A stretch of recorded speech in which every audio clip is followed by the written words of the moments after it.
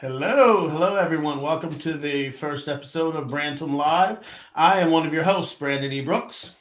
And I'm Tim Milliken.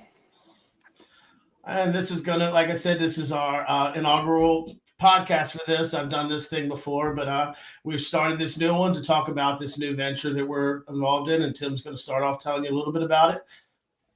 Yeah, so the Atlantic City Celebrity Convention came about just over the last 3 years. Brandon and myself, we were doing research, R&D, really, research and development all over different cons across the country, from Texas to Kansas City to Florida to the Northeast, mostly in the Northeast. But we always said that we wanted to do this, and we had an opportunity of a lifetime when our great friends over at ACX1 Studios said, hey, why don't you do one here?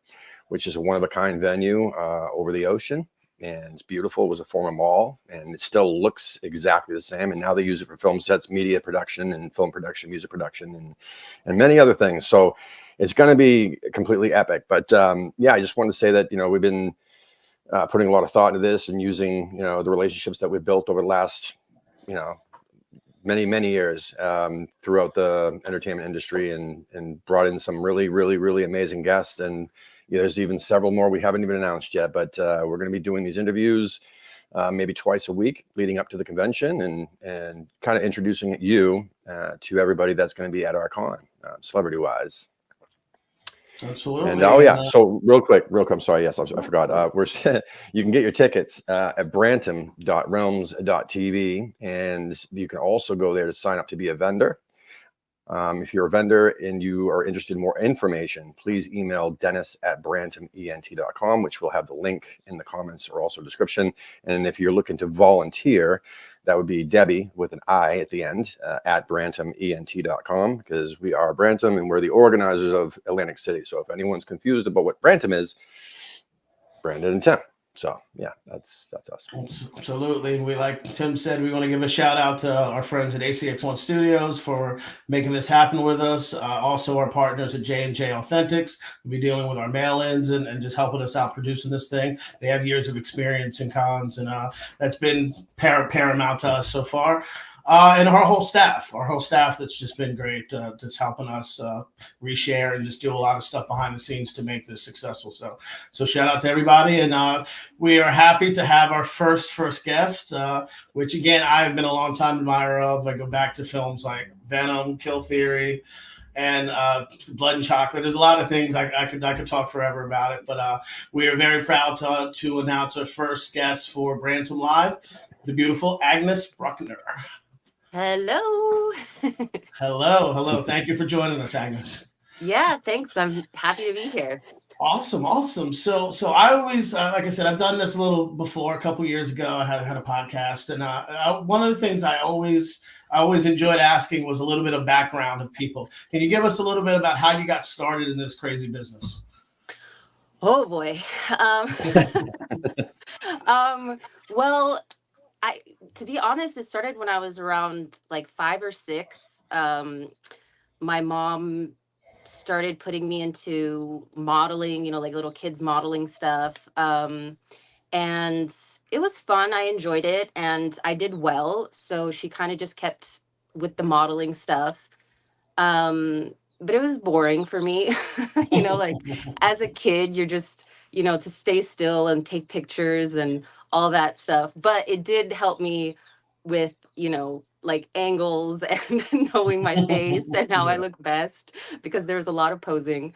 And then I did the IMTA competitions down in Los Angeles, downtown Los Angeles actually. And I won like this all around prize and got my first manager. And I think 6 months later, I booked The Bold and the Beautiful soap opera. And I signed like a 3-year contract, I think, for that, or my mom signed it. I think I was like, I was like 11 and a half. Ooh. And then after about a year and a half on the show, my mom kind of saw more potential, I guess, and wanted me to do bigger and better things. So she kind of took me away from the show, and then we started doing films. And I actually did, I think my first feature was The Glass House with Oh yeah. Lily Sobieski. Yeah. And yeah, and then it just started getting fun. I really, really, I enjoyed the traveling. I enjoyed the not going to school. I enjoyed, working with different actors and directors, and it was just fun for a hot minute. And then around 15, when I was 15, 16, when I did like Blue Car, was my big indie breakout film, was when I really like started enjoying the craft, as they say, and really, wanting to do like cool projects and stuff that I was like emotionally invested in. Um, and then yeah, and then it just, I've been fortunate enough to just keep working and working and working, and it was really, really great. And I did so many like cool projects and worked with so many cool actors. And yeah, and now here I am. So I want to go back a little bit, just something you just said. Yeah. Starting young on soaps, was that a good learning curve? Because I know those schedules are arduous, like like a lot of pages per day. Did you have that as a young actor, or was it not as crazy? Yeah, it was really intense. There was just it that's where I got my memorization skills from. It Yeah, was like memorizing pages and pages and pages at 11. Um, and dealing with some pretty heavy kind of grown-up situations yeah, like you do on soap operas of divorce and, cheating and all these like different, adult yeah, things yeah, at 11. So it was definitely interesting. All of my, all the soap stars that were on the show that played, my dad or my stepdad, um, they all became my friends. And so I think I grew up a lot faster yeah, being on the soap, just because I was hanging out with, 50-year-olds and, yeah, chatting about what, yeah, whatever we chatted about. So, but yeah, it was definitely a good learning start for me, yeah, as far as like memorization, hitting your mark, yeah, yeah. trying to keep this the straight face that they do in soap operas at the Yes, end, where you're just the like, freeze frame. Yes. yeah, you're like trying not to break. And I was horrible at that. I would always crack a smile or do something. They would get so mad at me, but I was like, I can't just,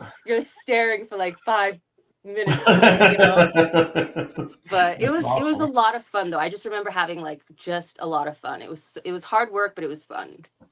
Awesome. So I have some of my favorites. So what has been, if you had to pick a favorite of the movies and things that you've done, like what would you choose? Oh boy. Um Put you on the spot there. I know. It's well, because I've had such great experiences with everything that I've done. I think, gosh. Um you know what, Kill Theory? I did a movie called Kill Theory. Yes. And it was such a Chris Moore, the director of it, he was such a just such a cool guy. And he's really good friends with Sandra Bullock. And the Mhm. way I ended up getting that role is that Chris likes, or what he told me anyway, is that he likes to like do kind of background checks on actors so that he doesn't end up working with like an asshole actor. Oh. Yeah, so he reached out to Sandra Bullock about me because I had done Murder by Numbers with her. Mhm. And so when I met up with him, I think we met at like the Four Seasons in LA. He told me that, and I was just like, "Oh my God!" Well, did she say something good? I was like so anxious, and he was like, "No, she totally loved you. She said you're a professional. You're great." Da da da. He's like, "I wouldn't have met with you otherwise." I was like, "Phew." Ooh. Like if you're good in Sandy's book, I'm like, Yeah, that's that's that's good high stuff. praise. That's high praise. Yeah. So yeah, and then the whole cast, Taryn, who I think I saw that she's coming to this as Yeah, well. absolutely. Yeah. Yeah, so she was in it, and Mhm. yeah, it was a great time. It was, this small group of, young adults, let's say, Yeah. and we shot in Louisiana, and there was a lot of partying and a lot of fun that was had. Um, but yeah, it was really, really fun. And it was a cool like idea as well, Yeah, so we had it's a lot very of fun with underrated. that. Very underrated Yeah. horror film. I tell people all the time, and because I first was introduced to Chris Moore. He was on a season of Project Greenlight, like Yes. with Matt Damon and Ben Affleck, like producing one of the films, and then I was just started following what he did, and then that theory that popped up around that time. And again, it's very underrated and it's different. It's not has a twist to it, and like it's very smart. And a lot of films that are out there in that genre, like kind of go a different direction, and that was very sleek. So yeah. Is there anybody? No, sorry, what was that? Go ahead. Go ahead. No, it was a great like collaboration. You know, everybody that worked on it was everybody was there to work. Like there was a lot of partying and a lot of fun times because it was just inevitable with like a young group of kids, but everybody was there to like put in work. And you know, our emotional scenes, like we would rile each other up and you know, just like really, really go for it. And just the end product, you know, it shows like everybody's performance is so spot on and great. So yeah, it's a film I'm definitely proud of. Awesome. Is there anybody else on our list that you've worked with besides Taryn, or anybody else on our guest list for the convention? Well, I've definitely auditioned for Mark Weber. Okay. I remember there was some movie. I don't remember exactly what it was, but I think I had auditioned for it. So I have met him. Mm-hmm. And then I'm pretty sure I've met some people. You know. Yeah. Mm-hmm. I think so. But Taryn for sure. Mark, and then I bet somebody's gonna be like, "Oh my god, do you remember when I met you here or whatever?" And exactly. I'll be like, "Yeah." Ronnie G. Blevins will be like, "She forgot me." It's like, no, well, no. Yeah, there's also there's several more that we haven't even announced yet, and I'm pretty sure you know there's really some cool names that have been around, and you know the 1 degree of separation. I mean, with a lot of people, I mean, it's there, and it's really cool. I love the lineup that we're building, and but yeah. So have you done many? I mean, this is your first con, or have you been to conventions before, or? I mean, I've been to Like, have you gone as a convention like attendee, or have you been around the scene at all, or have you? No, I haven't really. I mean, I went to my first one. It was like a small horror film one. I forget the name of it, and I should have looked it up before this Q&A. But it was for like charity, and it was like it was people from all horror genres. So it was crazy. Like the guy, like there's Freddy Krueger stuff, and you know Halloween stuff, and Tracy Toms was like next to me. I think did Taryn go to that one too? I think Taryn might have gone to that one too. But yeah, it was Kirby Bliss. I forget her last name, but she was there too, and she's been in a bunch of like that kind of stuff, that genre. But yeah, and that was a great experience. I had just, well, not just, but Anna Nicole had just come out like a few years prior, so I had a bunch of like Anna Nicole people there that was, you know, interested in that. But and then I went to a Once Upon a Time convention, but I wasn't like a part of like the main cast because they only had I think like 4 or 5 of the main cast, and then the kind of, you know, smaller roles were outside at like the perimeter.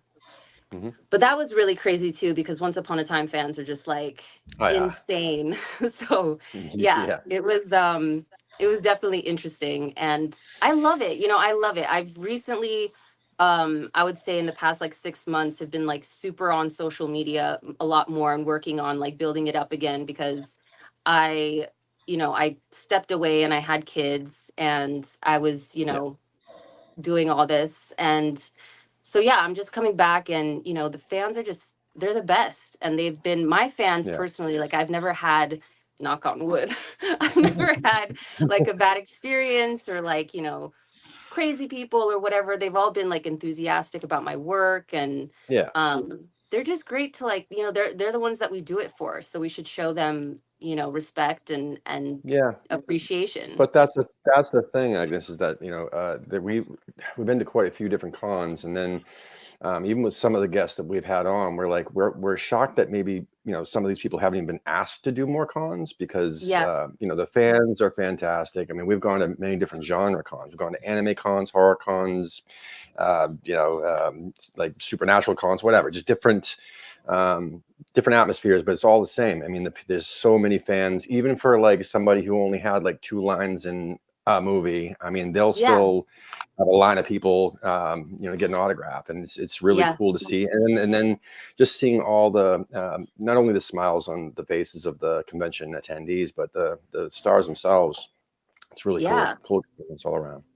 No, I mean, I've definitely had a good time. I'm pretty sure this is going to be the biggest one I've been to, and I'm so excited. I think it's a great thing to do, and it's fun, and you get to build up your fans and like, Oh, yeah. give them love back, and it's a And the great thing. view So will be amazing. I'm telling you, like the glass windows at ACX1 Studios overlooking the whole, the ocean. Oh, it's it's so insane. awesome. I can't wait to, Oh, because I've never been to Atlantic City, and I was like, this is crazy. Like, and the spot, just from the pictures, oh, you can see it's just they insane. don't even do it justice. It's crazy. I mean, I'm I want to telling you. ask, speaking of pictures, or I should say art, can I ask you, what is the artwork behind you? It looks really cool. Oh my gosh. So Yeah. this is a piece that my really good friend back in Los Angeles did of me. His name is Manny Castro. Oh, awesome. Um yeah, and he gifted it to me a long time Looks ago. awesome. That looks And yeah, awesome. I just love it cuz it's so like vibrant, and Yeah. these dull beige walls. I'm like, a little color, you know? Absolutely, absolutely. So I'm going to ask you one more acting question, just because I've watched the films, and so getting into the head of a real life character like Anna Nicole Smith. I knew her bodyguard Big Mo, Maurice Lavelle, a little Yeah. bit years ago when I did a film in Florida, and he told me a lot about her. I'd never met her, but what was it like, kind of just encapsulating a real life figure? How long did it take you to kind of get inside the mind of a character that a lot of people didn't really know much about? They kind of had assumptions about her and her situation and everything for that role.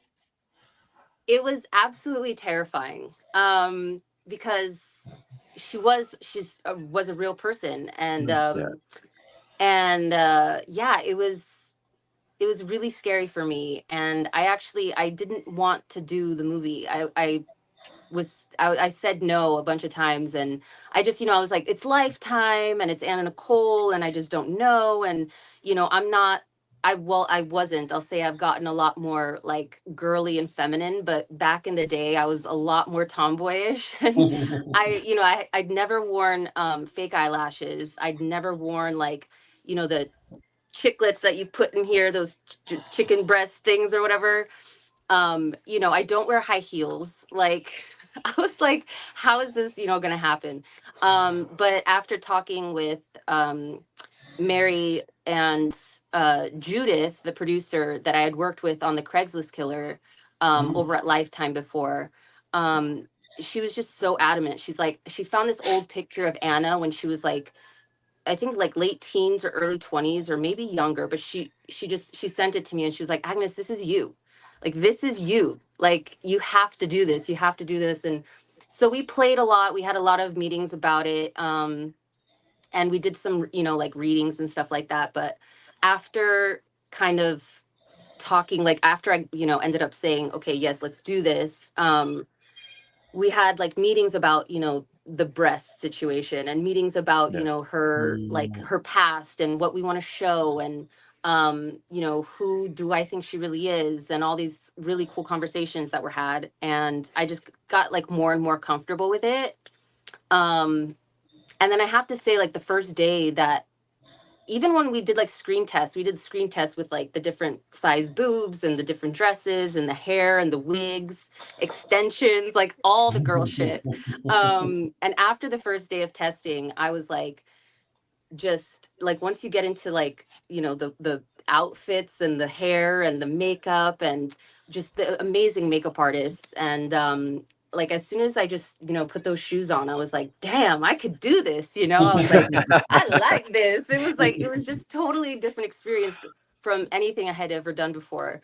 Um, and it was great. So after that, like, initial hump, I totally like just took it on, and I was like, this is, I want to show the real side of her. She's always like portrayed as like, she wanted to be Marilyn Monroe, and, the like the parts that, the paparazzi like captured or whatever. But I really wanted to like show her as a human being, Yeah. and not, as this young hot chick that just wanted to marry the guy for money. She was so much Yeah. more than that. And I just wanted to do her justice, man. And a lot of people were like, oh, like they always go back to, her marrying, Yeah. the older guy and whatever. And I'm just like, why is that the first thing? Like, I get it. But at the same time, I'm like, she was a beautiful person. She just Mhm. was so bright and she shined like a star. And, I think sometimes, people that are just that grand, Yeah. it's so much harder for them. And it gets to them. So but I think I did her justice, and I You really, did. You did. thank you. Yeah. It's Yeah. deep. It's a deep. I mean, there's such a deepness. I watched recently a Marilyn Monroe film, and it was like there was that I kind of there's parallels just because there's so much sadness within these women that are misunderstood by Yeah. their persona and everything like that. And really, they're just really. I mean, they're real people. Like you said, you played a character, and I think you did it justice, like you said, because you showed a human side that a lot of people weren't weren't associating with her because they just see what's out in the media and all the Yeah. gold digger stuff and all that other stuff. And so I said you knocked it out of the park there. So props to you for that. Thank you. Yeah, no, that's like another one that I'm just, I'm so proud of. And what a cast. And just, we did it in like 4 weeks in Atlanta, and it Wow. was Wow. it was crazy. I mean, there was days when we went from like, me being like a teenager as Anna to like, the Mhm. height of her fame and just the different outfits and the locations. And it was so crazy, but it just, everybody felt it. Like when we were doing, when we were working on it, like everybody felt that it was going to be something special. And it was like one of Lifetime's like highest Yeah. watched or, whatever films. And it was such a cool experience. So I'll always have that. And it kind of makes me smile every time because I'm like, that's pretty freaking cool. Yeah. So we get a lot of questions about like just about from the con side of it about Once Upon a Time, but I actually want Tim has another favorite show of his, The Return, that we want to Oh talk a yeah. little bit about that. That I've actually never seen it, so I have to be. But Tim loves I it. So was I was a huge yeah, fan of so the French show. So when I heard that they were doing an American version, I was like, "Are you kidding me?" And then I saw the Yeah. cast, and the cast was amazing in the American version too. Like, so what was that experience like? Yeah, it was. I mean, I'm with you. I saw the French version and I was like, "Holy crap, this is Yeah, amazing." And uh it was actually it came I got the return at like this crazy moment in my life where I was really like in a dark place. And I went in and I actually I auditioned for the part that Sandrine got first. I'm like blanking on their names right now, mm, but my partner Sandrine, the doctor. mhm. And yeah, I was gonna go for them, and then as soon as I read with that role, they were like, why don't you come back and read Nikki? And I was like, cool, even better, yeah, because she's a cop and she's badass and blah blah yeah, blah. So I yeah. was like, that seems really cool.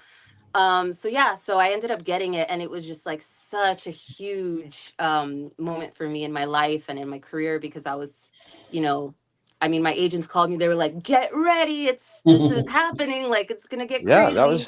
that was network, wasn't it? I mean, what was that? Yeah, ABC or CBS or which network was that? it was Is it- A&E. Yeah. It was A&E, and then I Yeah, don't know like what the other that was one was. It's cool. like, yeah. Yeah, But it was massive. And yeah, like you said, an amazing cast, and Sandrine and I are still friends. Like she's just cool. she's such a sweetheart. Um and yeah, it was great. I mean, I wish that it would have like continued. I don't Me know. too. Yeah, I don't know why it didn't. I think there was too many shows by A&E at the time, because I think like Bates Mm. Motel was happening, Oh yeah. Yeah, Yeah. The yeah. Returned, there was a couple other ones, and they were all kind of the same Mhm. vibe. Yeah. They were, but Um, the numbers weren't the numbers weren't dreadful either. Like, I mean, they weren't bad at all. Like no, I remember yeah, seeing like the Nielsen, yeah, and they were saying that it wasn't bad. It just wasn't yeah. crazy either. But I mean, so it was kind of I feel shocking. So like, there was more to tell in that for sure. Yeah, yeah, and I feel like there wasn't enough time in the first season to kind of explain who everybody is, kind yeah. of get it. You know what I mean? It was just, it wasn't, but I mean, that's what happens. It was really, really Mhm. crappy when it didn't go again, but the experience was awesome. It was great. Cool. Awesome. Thank you to everybody who's watching and sending comments in. If you have a question for Agnes, please feel free to put it and we'll bring it up on screen and ask her. Yeah. I have another question. Agnes, outside of entertainment, what are Agnes Bruckner hobbies? What did you like to do when you're away from the crazy world of entertainment? So I live in Hawaii now. I've lived here for, I think I was trying to figure this out yesterday with a friend of mine, like almost 9 years. I'm jealous. Me too. Oh, God. And I basically I moved here to raise my kids because Cool. it's such a warm like community, environment. And so I've been doing mom. I've been like full on hands on mom. There's been no babysitters, there's been no date. I mean, yes, there was, a moment where there was like daycare or whatever, but I've definitely been like just mom mode for, the longest time. And then because when you have a baby, it's like, man, the first 2 years, I don't know, people are like, oh my God, just enjoy every second because it's gonna go by. I'm like, please Yeah. go by because this is Yeah, torture. exactly. Yes, Like I yes, cannot. yes. But now like my kids age, so my son just turned 8 and my daughter's gonna be 5. And it's like the perfect age because they're at school. I get to have my time. And I've really, really been focusing on my fitness. Cool.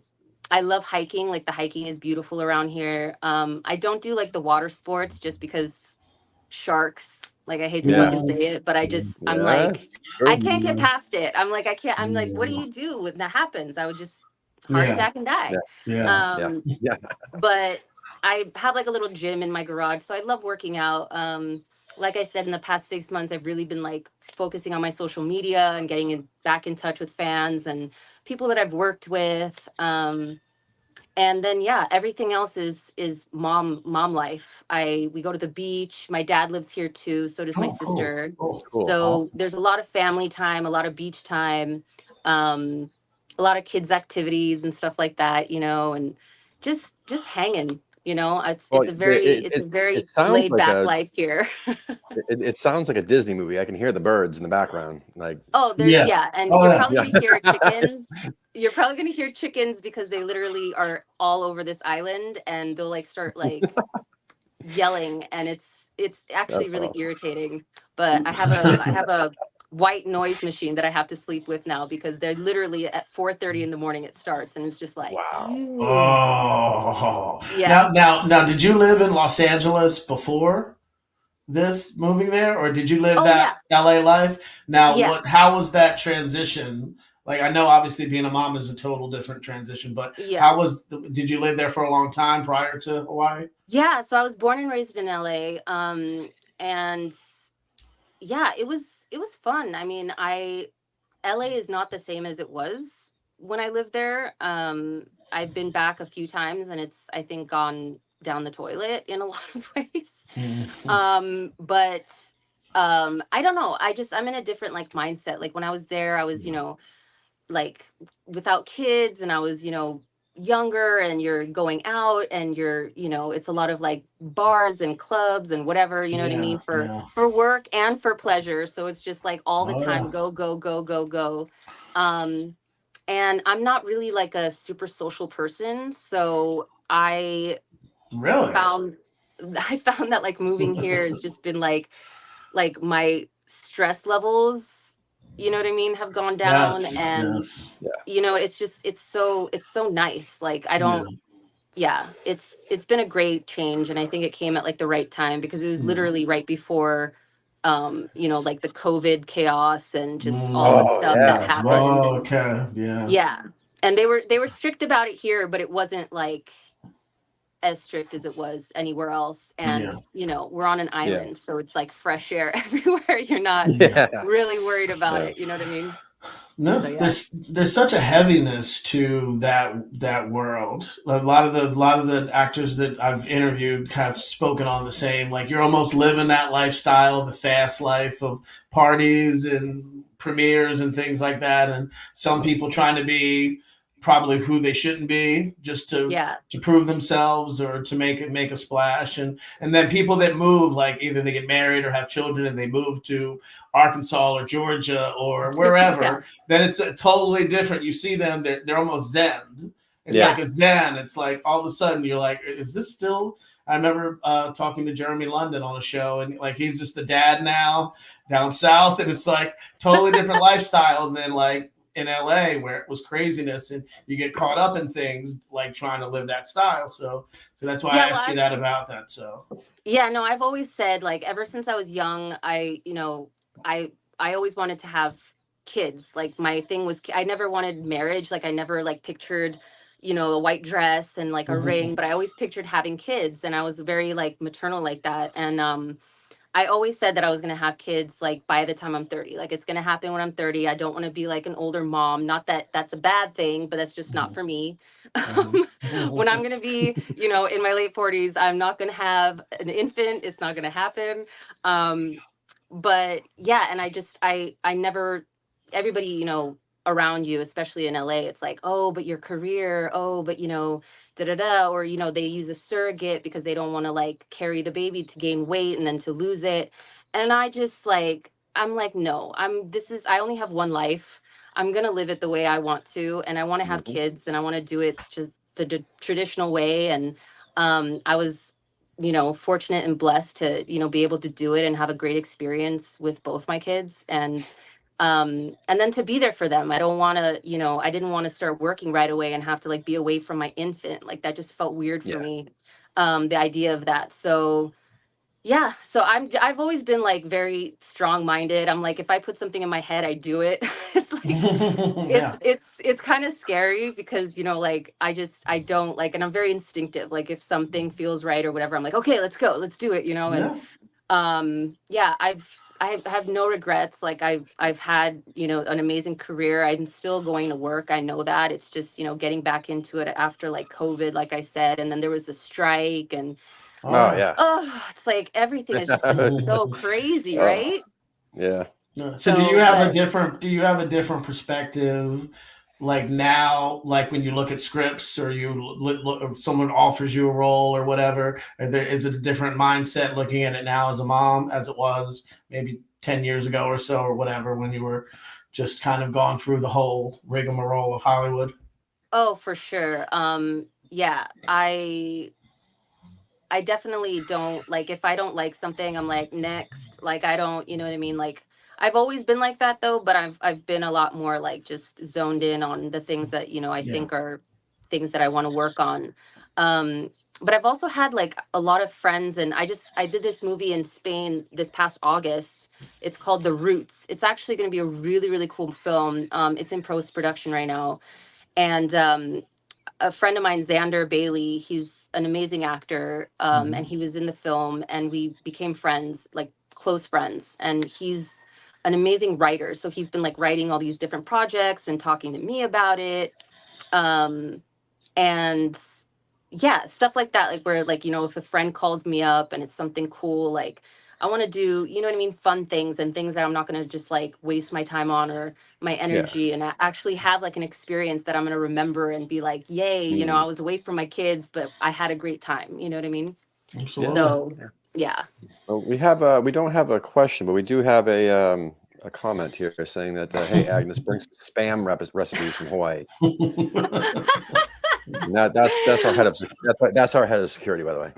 Oh my God, that's awesome. Yes. Yeah, I definitely will bring some spam recipes. Oh my God, that's hilarious. I actually have to make some musubis, which is like the main spam thing here in Hawaii for track. The governor's having like track meet this Saturday, and my son's in it, so I'm bringing some musubis. But yeah, that's funny. Yeah, he will be he, like he says, our head of security, and he will be making sure with our group of security team that everybody's safe and has a good time and Nice. everything. And Yeah, he's fantastic. yeah, so He's amazing. yeah, he's awesome. Shout out to Manny. So Agnes, I always do ask this question. You can answer it or not, but any set experiences that were bloopers or things that were kind of funny to you that you look back now and you can laugh at, but at the time you thought were horrifying?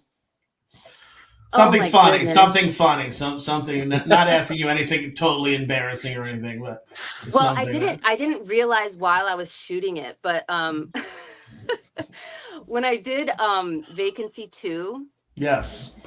uh so every time during that shoot, and I don't know why, maybe it's because we shot like I think 80% of it was night shoots. But when I would mess up a line or like do something wrong, or forget a line, I would be like, fuck. And I just like, like I just, that's the first thing I would do is just go, fuck. And the director, and I'm sure the editor, I don't know who exactly it was, but at the wrap party, they put together every single time I said fuck when I Nice. messed up. And it was like this huge screen at the party. And it's literally just like straight like minute and 30 seconds of me That's just going, awesome. fuck. That needs Gotta- that needs gotta to get our that needs hands to on live that needs to live on YouTube. That needs to Seriously. Yeah. So that's one that was like a really, really, really funny thing that happened because I had no idea. So I was just at the party Yeah. and all of a sudden I hear like it was hilarious. That's awesome. But I don't know. I've had like, I mean, I always go back to like when I did Murder by Numbers, my first sex scene ever was with Ryan Gosling. And I was 15 and it was right before I did Blue Car. And it wasn't really like a blooper, but it was I remember that he was before the scene, he was really nervous. And of course I was too, because my mom was like behind Video Village. And here I am having to like do this sex scene with Ryan Gosling. And he was like big at the time, but he wasn't like fucking Ken at the Oscars, you know what I mean? Yeah. So we were both really nervous. And I remember he was chewing or sucking on this strawberry cream saver, whatever candy.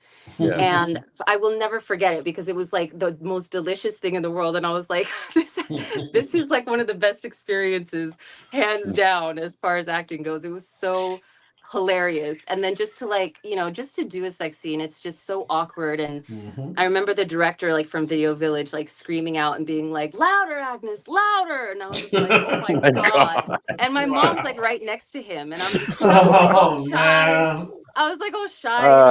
Wow. And then he's like, louder. And I was like, I can't even. Wow. Like, what a weird job. What a That's fucking strange. weird job, dude. It is strange.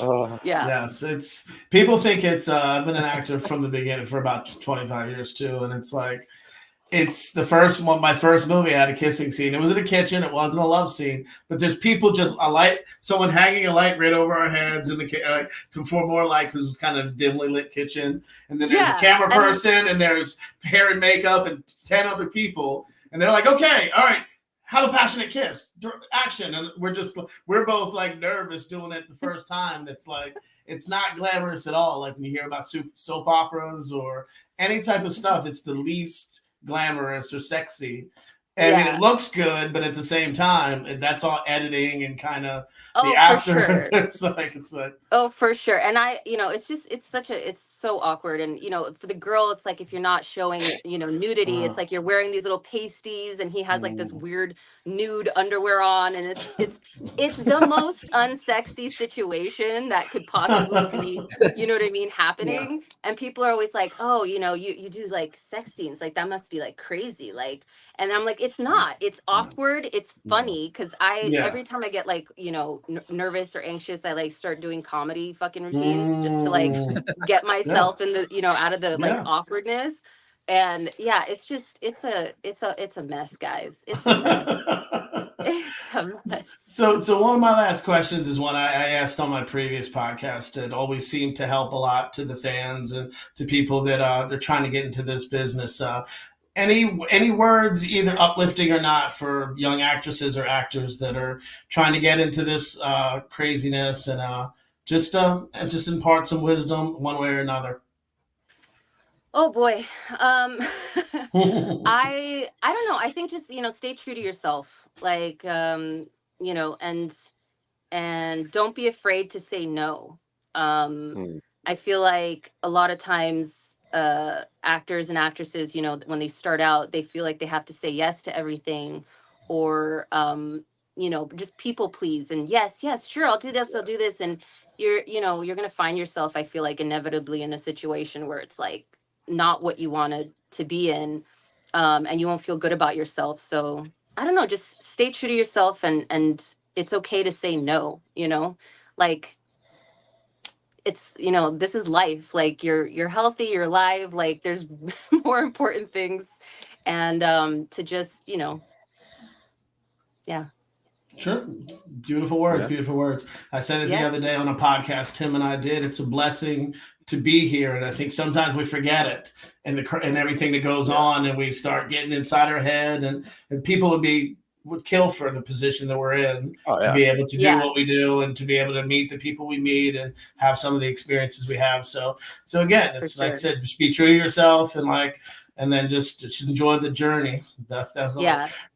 So a lot of fans hit us up every day. They're really excited to see you. We're excited to meet you in person. Thank you so much. I didn't get to say that, but thank you so much for the support on social media. That's seriously huge for us. Like the reposting on IG, and I'm not sure if you're Facebook, but just everything you've done has been amazing. Just because that's what we need to spread the word. It's an inaugural event, and there's a lot of naysayers because it's the first time and whatever, but that's the kind of stuff that even you coming on as our first guest is not lost on us. So thank you so much for that. We appreciate it. Yeah, of course. No, I'm really excited, and thank you guys for even like considering me to come. And I think it's going to be great, and I have a good vibes about it. And I'm definitely going to try to. I'm still like getting used to like the social media and like the links and all this stuff and the algorithm of like the best time to post and all this crap. It's like totally sucked me in, though. I'm like so like crazy about it now, because I'm like, if I post an hour later, I'll get more hits. It's like it's a whole job. It's a whole job. I know. Oh, it is. Yeah, definitely.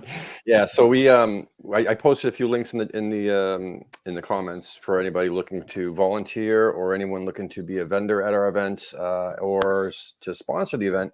I listed the emails to contact for more information in there. And again, Agnes, thank you so much. The main thing is that really about the vibes, specifically you're mentioning, is that if you look at the people that we've already invited to this, to the convention, and the ones we've signed so far, and even also the ones we haven't announced yet, all awesome people. We're looking to surround ourselves with like the right people, the right environment to make this thing just a really enjoyable experience for everybody. Not just for us, not just for you guys, and not just for the attendees. So absolutely. And I've had the chance to talk to Taryn for quite a bit in the last week or so, and she's amazing. I can't that's all I can say. She's just, to meet somebody like we haven't met in person yet, but just the conversations she's a one-of-a-kind individual, and you are as well. Thank you. And before we let you go, please tell us where we can find you on social media. Yeah, so my main thing I use is Instagram. It's like my favorite. So it's at Agnes Bruckner 1. My Twitter is the same, Agnes Bruckner 1. I was just banned from TikTok. I don't know why. So I don't know if it was like a mistake or something. I'm trying to figure it out. Banned from being beautiful. I got banned. I was like, what did I do? But yeah, Instagram and Twitter is like my main thing. And then Threads, it's like it goes with like my Instagram or whatever. But the main ones I use is Twitter and Instagram, and it's the same. So. Awesome. Well, thank you so much. Hey, Carrie. Carrie's the other half of Richard Tyson, the actor from Black Hawk Down and Kindergarten Cop fame. He will be at the con as well with you. Thank you, Carrie, for shouting out. So again, thank you so much, Agnes. We appreciate this. This is you set us off beautifully as our first guest, and please, like I said, if you have any questions at all for us, we're here. And again, please continue to support, and we look forward to meeting you in AC. All right, you guys. Thank you so much. Without further ado, everybody, the beautiful Agnes Bruckner. Thank you again. Thank you again. Thank you again. Have a good night. Take care. All right. All right, that was amazing. So just want to. We do have to mention our next show. We do have to mention that too. Yeah. Yes, this upcoming Tuesday, same time, 9 p.m. Eastern Standard Time. we'll be back on the air here, and we will have one of the heads of ACX1 Studios, the great Rob Schwartz of WhoMag fame. He will be on speaking about ACX1 Studios, our partnership for this event, and also other amazing events that they have upcoming within the next few months at the studio. And then we'll give you some more information, and we'll probably have more guest announcements and other things that we'll talk about that we may have missed tonight. But again, thank you for everybody who tuned in, and please continue. Please subscribe to our channel. This is a new venture, like I said, but all the support that we get online is huge for us, and we hope that everybody will see a lot of you in Atlantic City this July. Yep, just make sure. So our Instagram is at Atlantic City CC, and make sure you're following us there. And obviously our Facebook, which we were streaming live on Facebook tonight, our Atlantic City, but also join the Facebook group, and then our YouTube channel. Yeah, please, thank you very much, and thank you everybody for tuning in. And lastly, again, if you're looking to be a volunteer, to be a vendor or a sponsor, look in the comments of either the Facebook feed or the YouTube feed. I did post emails for more information, or to apply. And yeah, if you're looking for any of that, it's all right there. Have a great night, everybody. Take care. Peace, everybody.